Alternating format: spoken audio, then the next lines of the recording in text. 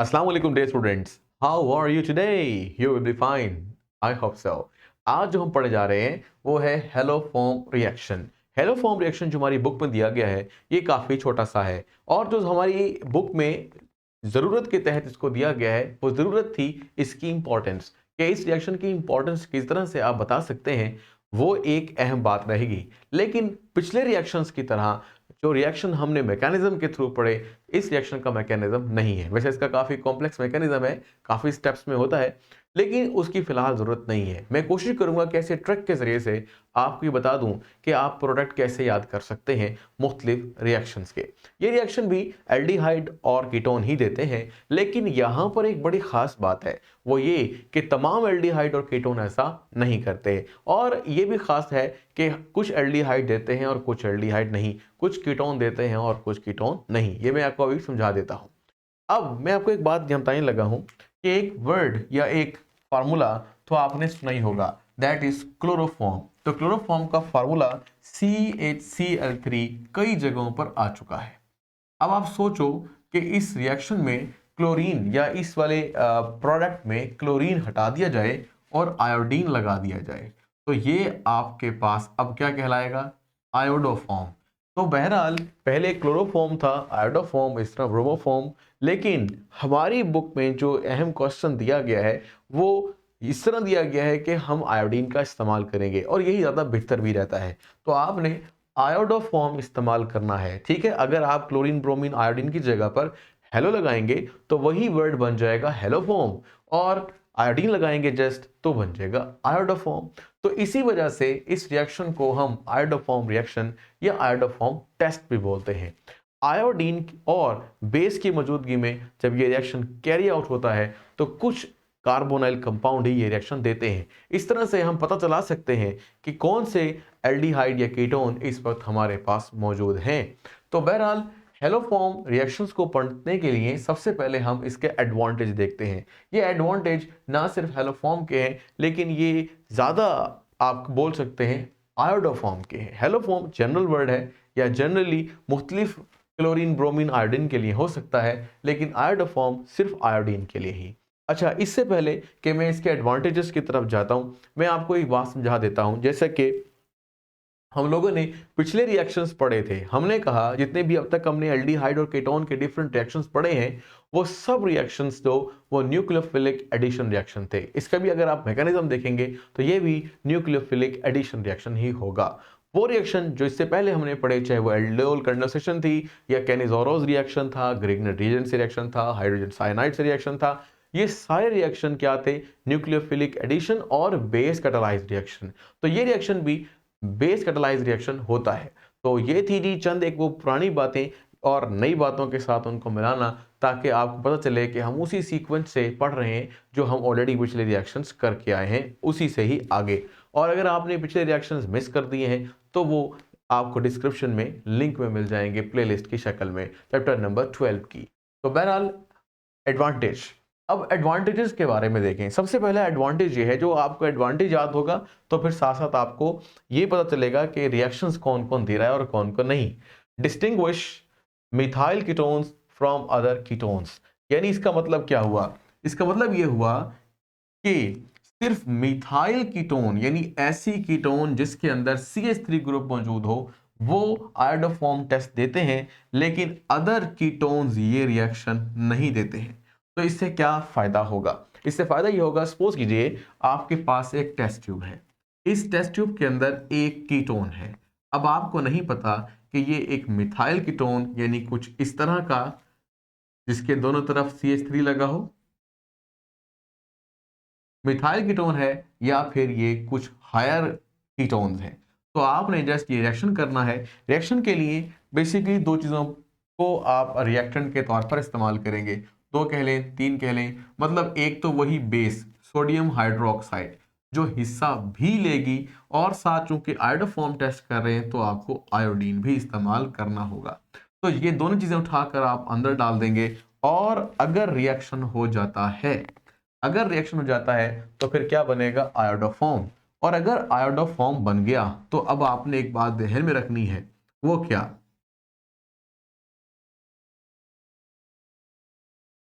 वो ये कि आयोडोफॉर्म का कलर होता है और वो है येलो, और एक बार और ये सॉलिड हो जाते हैं यानी पीपीटी बनाते हैं। तो फॉरन पीपीटी का बनना और येलो कलर का आना इस रिएक्शन के होने की इंडिकेशन है। अगर रिएक्शन हो गया तो इसका मतलब है कि अंदर जो कीटोन थी वो मिथाइल कीटोन थी।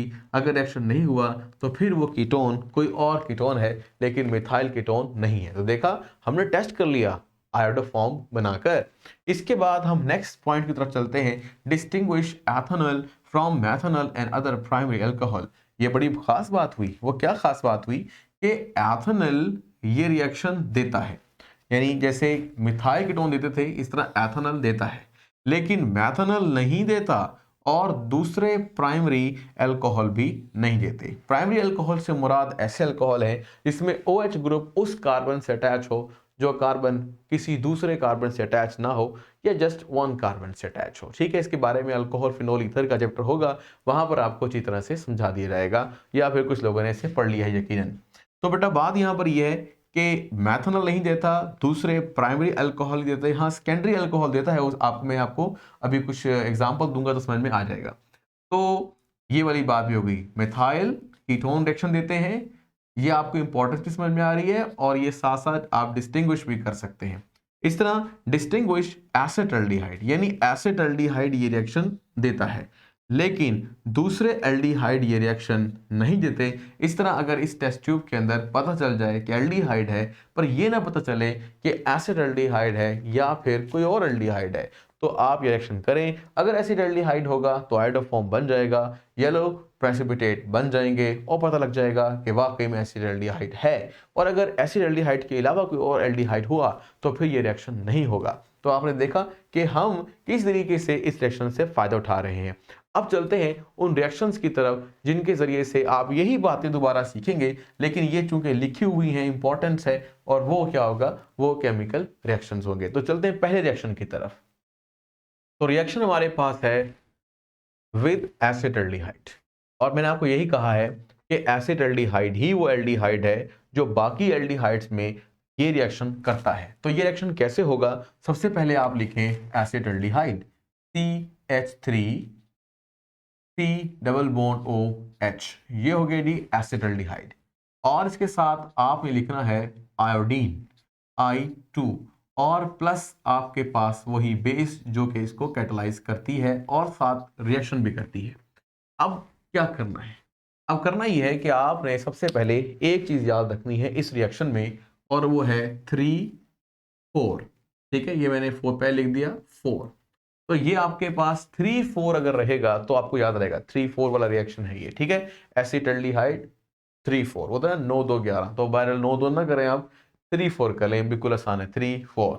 ठीक है, अगर आपको ये बात जो ना भी भूल जाए तो आप देखें 1 2 3 क्या है इसमें रिएक्टेंट्स, तो 3 के बाद 4 आता है, तो ये आपने ऐसे लिखना है। तो अपने दिमाग में कुछ पहले से ही कोशिश क्या करें कि एटलीस्ट वन साइड यानी रिएक्टेंट्स या प्रोडक्ट की बैलेंस याद कर लिया करें, फिर उसके बाद एक याद कर लें, दूसरी खुद ही बैलेंस हो जाती है। ठीक है, वो भी हम करके देखते हैं। अब आपने प्रोडक्ट बनाने हैं, प्रोडक्ट बड़े आसान है। पहला प्रोडक्ट तो वही है जो आपको बनाना था, आयोडोफॉर्म, और उसका फार्मूला आपको आता है। अगर आप यूं सोचो कि यहां पर कितने कार्बन है, 2, तो आपने एक कार्बन तो दे दिया किसको, आयोडोफॉर्म बनाने के लिए, और ये बन जाएगा CHI3।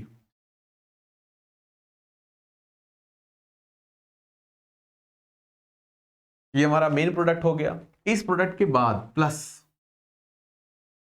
आपने क्या करना है, कितने कार्बन थे, 2, एक कार्बन समझ लीजिए इस्तेमाल हो गया, एक कार्बन आपके पास रह गया। असल में ये कार्बन इस्तेमाल हुआ है, ये कार्बन रह गया, लेकिन आप ये ना सोचें कि कौन सा कार्बन रह गया, क्योंकि मैकेनिज्म नहीं पढ़ रहे।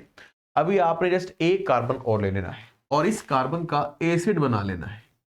ठीक है, C डबल बॉन्ड OOH ऐसे लिख लें, या फिर आप डायरेक्ट लिख लें COOH। ठीक है जी, एसिड, असल में एसिड ही बनाना, एसिड का सॉल्ट बनाना है, पर आपको एसिड लिखना जरा आसान लगता है, इसलिए मैंने यहां पर लिखा। मैंने कहा ऐसे लिखें तो भी ठीक है, और अगर आप ऐसे नहीं लिखना चाहते तो आप डायरेक्टली लिखें COOH, H हटा दें और उसकी जगह पर एक सोडियम लगा दें, तो ये आपके पास बन जाएगा सॉल्ट। ठीक है, अब यहां पर क्या लगाओगे, कार्बन की इक्विवेलेंसी फ्री है और आपने उसको फिल कर देना है, वो हम हमेशा H से ही करते हैं। तो ये आपके पास सोडियम फॉर्मेट बन जाता है। ठीक है, मतलब अब तक आपने क्या सीखा, जो ट्रिक है वो ये है, कितने कार्बन है, दो, एक कार्बन का क्या बनाना है, वो जो हमेशा बनेगा यानी आयोडोफॉर्म, दूसरे कार्बन का एसिड का सॉल्ट, तो ये हमने सॉल्ट बना लिया। अब बाकी क्या रह गया, बाकी कुछ और भी है। अब आपने ऐसे याद कर लेना है कि ये समझ लें कि हमारे पास तीन नाई है, नाई तीन, NaI, यानी सोडियम आयोडाइड। तीनों की दुकान पे हमाम है और हमाम में क्या होता है, पानी होता है ताकि नहाया जाए। तो आपने तीन लगा लेने हैं वाटर, H2O। तो ये देखो भाई, ये आपके पास रिएक्शन हो गया। हमने सीखा कि कितने कार्बन हैं, उसी के हिसाब से प्रोडक्ट होंगे।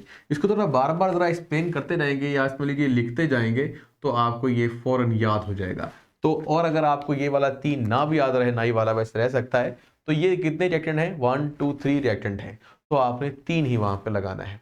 अगर ये बात इसमें में ना आए तो आपको ये तो याद हो गया है कि 3 और 4 लगाना है।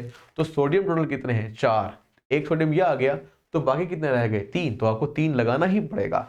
इसी तरह से आयोडीन कितने हैं, यहाँ पर 6, 2 3 जा 6, यहाँ पर कितने होने चाहिए। ठीक है, ये देखें, 3 तो ऊपर चले गए, तो बाकी कितने रह गए, आयोडीन 3। ये समझ लीजिए NaCl बना हुआ है, NaCl लिखो सोडियम क्लोराइड या NaI सोडियम आयोडाइड, तो फार्मूला दोनों का हम वजन है। तो बात यहाँ पर है, ये यहाँ पर क्लोरीन नहीं आयोडीन है, आयोडीन को भी 3 मजीद पूरा करना पड़ेगा ताकि 6 हो जाए। तो खुद ब खुद इसी को देखते हुए भी आपके प्रोडक्ट्स खुद ब खुद बैलेंस हो सकते हैं। तो अब तक आपको ये बात समझ में आई है। अब चलते हैं अपने नेक्स्ट रिएक्शन की तरफ।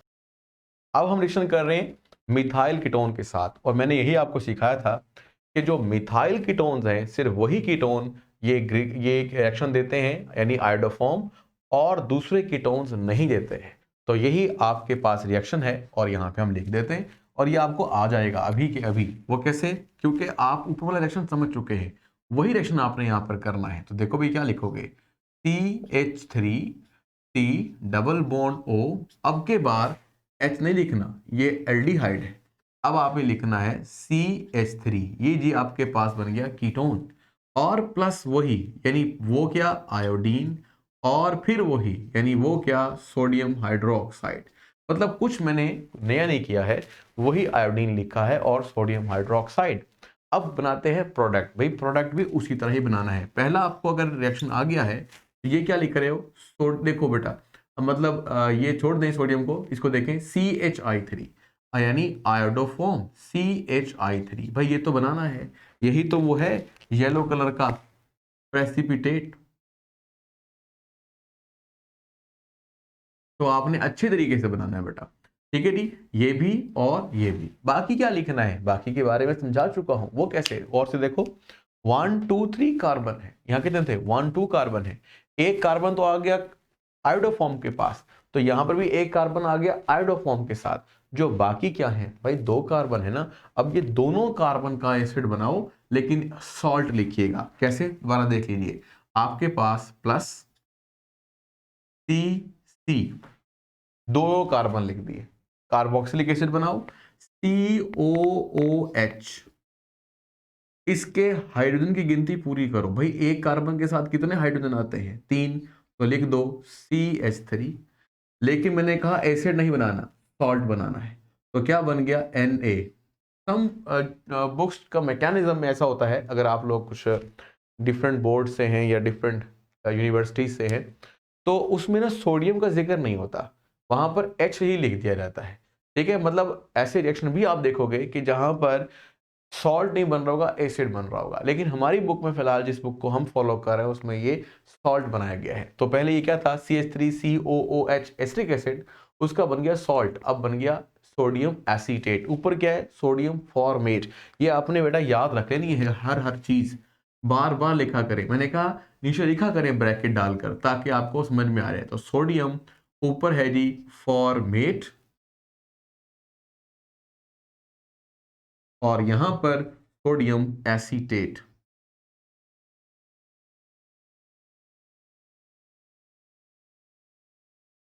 अब कहेंगे सर बाकी, हाँ वो भी वही के बनेंगे, वही सोडियम आयोडाइड और वाटर। तो देखो एक रिएक्शन याद करना है असल में, और बाकी रिएक्शन आपको खुद ब खुद याद होंगे, यानी सोडियम आयोडाइड भी और प्लस आपके पास वाटर भी, H2O। ठीक है जी। ये थोड़ा सा आपको अगर नजर नहीं आ रहे तो इसको हम आपको दिखाते हैं जी। हाँ जी। अब सोडियम आयोडाइड और वाटर, अब क्या बात आती है, वो वही है, यानी आपकी खुशी की बात होगी। वो क्या, अगर आपको बैलेंस करना है, 3 4 लिखा था ना, तो यहाँ पर भी 3 और ये 4, और फिर यहाँ पर क्या लिखा था 3 3, तो इधर भी 3 3। वही 3 नाई है, उनके पास 3 हमाम है, तो ये आपके पास वही रिएक्शन। अब चलते हैं अपने नेक्स्ट रिएक्शन की तरफ। ये रिएक्शन हमारे पास है with secondary alcohol. Secondary alcohol के लिए एक खास किस्म का आपने अल्कोहल लेना है, और यही बड़ी अहम बात होगी। देखो बेटा, अगर एक ऐसा कार्बन हो जिस कार्बन के साथ फंक्शनल ग्रुप अटैच हो, और उस कार्बन के साथ फर्दर 2 कार्बन भी अटैच हो, जैसे कि देखो 1 और ये 2, तो ये कार्बन सेकेंडरी कार्बन है, और ये अल्कोहल, क्योंकि OH है तो अल्कोहल होगा कंपाउंड, तो ये कंपाउंड कहलाएगा सेकेंडरी अल्कोहल। तो आप यहाँ पे लिख सकते हैं CH3, और यहाँ पर भी CH3। अब शर्त क्या है, देखो भाई, जब आप गिनती शुरू करोगे तो यहाँ क्या लिखोगे 1 2 3, यानी दूसरे नंबर वाले कार्बन पर अल्कोहलिक ग्रुप है। तो ऐसे देखो, अगर हम CH2 CH3 CH3, यानी CH2 CH2 CH2 CH3 लगा लें, CH2 CH3 लगा लें, मतलब बढ़ा सकते हैं, तभी भी ये सेकेंडरी ही अल्कोहल रहेगा। लेकिन वो अल्कोहल जिसमें देखो भाई, ये हम बढ़ा सकते हैं, लेकिन अगर ये लंबी हो गई चेन, या चलो हम ऐसे करते हैं, चेन वहां से लंबी कर लेते हैं, यहां से लंबी होगी चेन, तो गिनती यहीं से शुरू होगी। तो 1 2, क्योंकि यहां पर फंक्शनल ग्रुप करीब पड़ता है, तो दूसरे नंबर वाले कार्बन पर अल्कोहल हुआ, तो फिर इसका मतलब ये है कि आपके पास रिएक्शन होगा। लेकिन अगर आपके पास फॉर एग्जांपल ये इथाइल होता है, यहां पर भी, तो क्या होता, CH3CH2 या CH3CH2, और फिर ये अल्कोहलिक वाला कार्बन तीसरे नंबर पर आ जाता, तो इसका मतलब यह है कि वो फिर रिएक्शन नहीं होता। यही आपको खास बात बतानी थी कि सेकेंडरी अल्कोहल भी ये रिएक्शन देते हैं, लेकिन सिर्फ उस वक्त जब अल्कोहलिक ग्रुप कार्बन नंबर 2 पे लगा हो। रिएक्शन कंप्लीट करें, ये अब आपको आ जाता है। देखो भाई, प्लस I2 और प्लस सोडियम हाइड्रोक्साइड, भाई वही का वही लिखा है, कुछ नया नहीं है। मतलब वही सोडियम हाइड्रोक्साइड बेस, वही आयोडीन, सेम टू सेम। आगे जो क्लोरोफॉर्म बनाना है, या सॉरी अपना आयोडोफॉर्म बनाना है, वो तो आप बनाओगे ही, बन गया, कोई इशू नहीं है। अब बाकी क्या है, बाकी की कहानी मैंने सिखाई हुई है। वो क्या, देखो भाई, एक 3 कार्बन में से एक कार्बन तो चला गया, ये रहा। अब बाकी रह गए आपके पास 2 कार्बन, तो 2 कार्बन वाला आप क्या लगाओगे, एसिड बनाओ, या जैसे कि हमारी रिएक्शन के अंदर सोडियम भी इस्तेमाल हो रहा है, तो सोडियम का सॉल्ट बनाओ। भाई बनाना वो पहले बना रखा है हमने, ये तो ये देखो CH3 एक कार्बन आ गया, और COONA दूसरा कार्बन भी आ गया, तो ये बन गया वही सोडियम एसीटेट। और बाकी वही का वही जो हमने पहले लिखा है, यानी कि सोडियम आयोडाइड और प्लस H2O।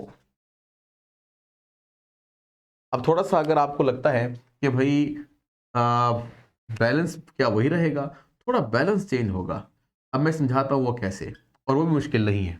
अब आपने सोचना है, जब अल्कोहल आएगा ना, तो चौके छक्के लगेंगे। अल्कोहल आएगा तो चौके छक्के लगेंगे, तो आपने क्या करना है, यहाँ लगाना है चौका, और यहाँ लगाना है छक्का। ठीक है जी, और बस एक साइड हो गई बैलेंस, और फिर आपने क्या कर लेना है, देखो ये अल्कोहल है, ऊपर एल्डिहाइड कीटोन है, इसलिए उन कार्बोनाइल कंपाउंड को रखा है अलग। ये अल्कोहल है, ये वैसे इस चैप्टर का होना नहीं चाहिए था, लेकिन चूंकि आयोडोफॉर्म टेस्ट देता है, इसलिए इस चैप्टर में रेलेवेंट है ये। ठीक है, वरना ये अल्कोहल की चैप्टर का ही आपके पास रिएक्शन है। हाँ भाई, जब चौका छक्का लगेगा तो यानी बूम आ गया है, बढ़ गया है, तो आपने क्या करना है, इस दफा लेने हैं नाई की तादाद बढ़ा देंगे 5, और फिर उन सब के पास हमाम भी 5, यानी 5 पानी के मॉलिक्यूल और 5 ही सोडियम आयोडाइड। ये था हमारे पास सिंपल रिएक्शन। एक रिएक्शन हम और करते हैं, लेकिन इससे पहले मैं आपको एक बात समझा दूं। हमारी बुक ने इस जगह पर R लिखा है, अंग्रेज सर ये तो काम गलत हो गया भाई, एक तो कार्बन कम हो गया, अब क्या करें, तो भाई आपने भी इस जगह पर R लगा देना है। ठीक है, अभी बन जाएगा RCOON, मतलब अब ये जनरल रिएक्शन हो गया। कार्बन की अगर गिनती शुरू करेंगे, आप कहेंगे सर गिनती खराब हो गई, भाई गिनती ठीक कर लो, ये तो चेन लंबी भी हो सकती है पॉसिबली। तो आपने स्टार्ट करना है जहां पर स्टैटिक मामला है, कार्बन नंबर 1 ये है और कार्बन नंबर 2 वो है जिसके ऊपर OH ग्रुप अटैच है। तो इसका मतलब है अभी भी हमारी शर्त कायम है कि हम ये रिएक्शन अल्कोहल का, सेकेंडरी अल्कोहल का कर सकते हैं, क्योंकि OH group is attached to second number carbon. तो फिर नेक्स्ट रिएक्शन कौन सा है? अब ये रिएक्शन एक और, वो एथेनॉल के साथ है। बता चुके हैं कि आप एथेनॉल को क्या कर सकते हैं, डिस्टिंग्विश फ्रॉम एथेनॉल और अदर प्राइमरी अल्कोहल। इसका मतलब है कि प्राइमरी अल्कोहल में सिर्फ एक अल्कोहल जिसका नाम है एथेनॉल, वो ही रिएक्शन देता है। हालांकि प्राइमरी अल्कोहल तो हमारे पास ये भी है मेथनॉल, तो ये नहीं देता। मतलब प्राइमरी अल्कोहल में ये आपका MCQ भी है, ओनली वन क्या कहते हैं अल्कोहल है which gives this reaction and that alcohol is ethanol. ठीक है जी। तो एथेनॉल बोल लें, एथेनॉल जैसे बोलना चाहें, ठीक है, इथाइल अल्कोहल भी बोलते हैं इसको। तो रिएक्शन कंप्लीट करते हैं। रिएक्शन आपको आता है, कोई मसला ही नहीं है। हाँ भाई देखो क्या रिएक्शन होगा, CH3 CH2, क्योंकि एथेनॉल में 2 कार्बन होते हैं तो CH3 CH2, बाकी आके लगाएंगे OH।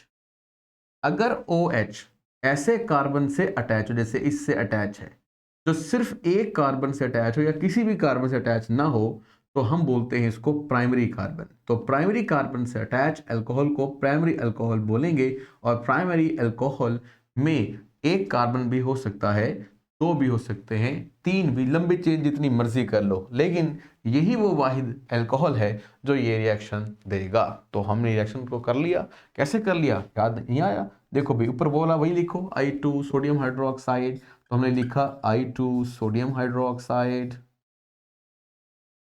एरो जो बनाना था वो बनाओ, CH3 अपना सॉरी CHI3 आयोडोफॉर्म बन गया, प्लस अब क्या होगा भाई, कितने कार्बन है, 1 और 2, एक तो हो गया इस्तेमाल, एक ही रह गया।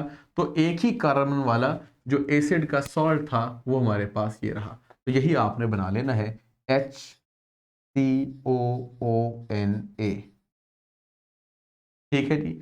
और फिर क्या रह गया, वही नाई और उसका पानी, तो लगा देंगे सोडियम आयोडाइड और प्लस वाटर H2O। ठीक है। बाकी वही कहा है, जब अल्कोहल आएगा तो चौके छक्के लगेंगे, तो चौके छक्के लगा दो भाई। तो ये आपके पास चौका, ये छक्का, और ये क्या हो गया, इन दोनों के दरमियान वाला 5 यानी 5 नाई और 5 वाटर। अब आप एक बात गौर से देखो कि एक्चुअली मैं जैसे आपसे कह रहा था कि बहुत सी बुक्स क्या करती हैं, जो हमने सॉल्ट ऑफ एसिड बनाया है जगह जगह पर, यानी ये सोडियम एसीटेट, ये हमारे पास सोडियम फॉर्मेट वगैरह, तो उसकी जगह एसिड भी बनाया जा सकता है। तो अगर ये एसिड बनाया जा सकता है तो हम यहाँ पर एक और एडवांटेज ऐड कर सकते हैं। वो एडवांटेज ये है कि आप जो भी कार्बोक्सिलिक एसिड बनाएंगे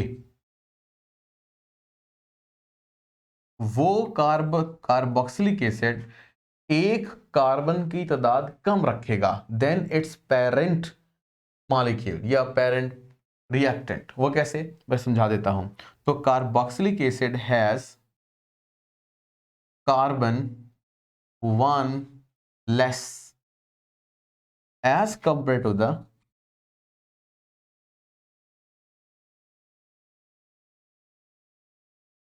पेरेंट मॉलिक्यूल।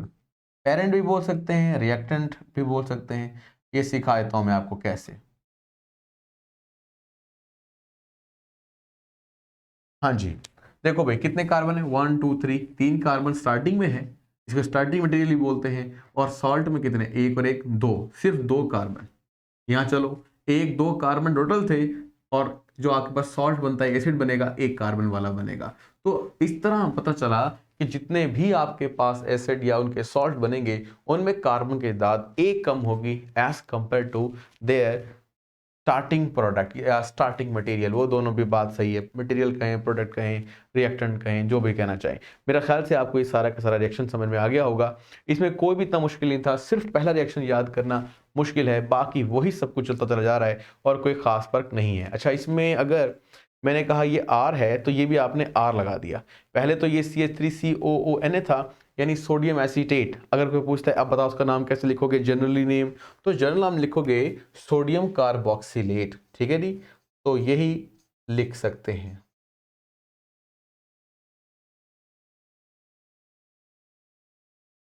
तो हर जगह पे कोशिश करें नाम याद करते रहें, गलतियां ना हो, और साथ साथ आपके पास एडवांटेजेस जो हैं ये भी बेटा याद रहें। ये आपका अलग से 2 मार्क्स का क्वेश्चन है।